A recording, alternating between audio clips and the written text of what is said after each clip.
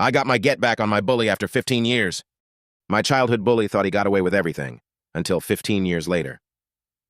When I was 12 years old, there was one kid who made my life miserable. His name was Jake. Every day he mocked me. He stole my lunch money. He embarrassed me in front of my friends. And no matter what I did, nobody stopped him. One day, after he pushed me into a mud puddle in front of the entire school, he leaned down and whispered, "You're always going to be a loser." That sentence stuck with me for years. I wanted revenge, not the movie kind. I wanted to prove him wrong. So I made a promise to myself. One day I'd become successful, and I'd show him exactly who the loser was. Years passed. I studied hard, went to college, started a business, failed, started another one, failed again. But eventually something worked.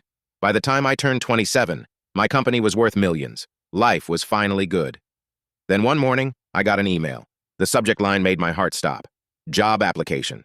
The applicant's name, Jake, my bully, the same guy who spent years making my life miserable. I couldn't believe it.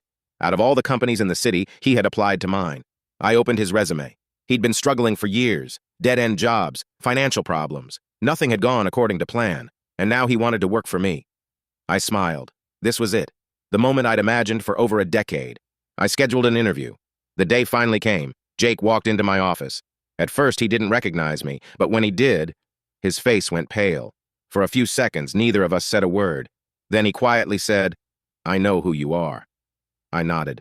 The room was silent. This was my chance. I could humiliate him, make him feel exactly how I felt all those years ago. But then something unexpected happened. Jake looked down and said, "I owe you an apology." I wasn't expecting that.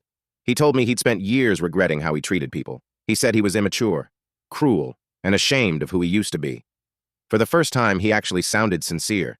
Suddenly, my revenge didn't feel so important anymore. Because the truth was, I'd already won. Not because I was richer, not because I had power over him, but because I had built a life I was proud of. The kid he bullied no longer existed, so I did something Jake never expected. I hired him. Years later, he became one of the hardest working people in the company, and that's when I learned something surprising. The best revenge isn't getting even. It's becoming so successful that the past can't hurt you anymore.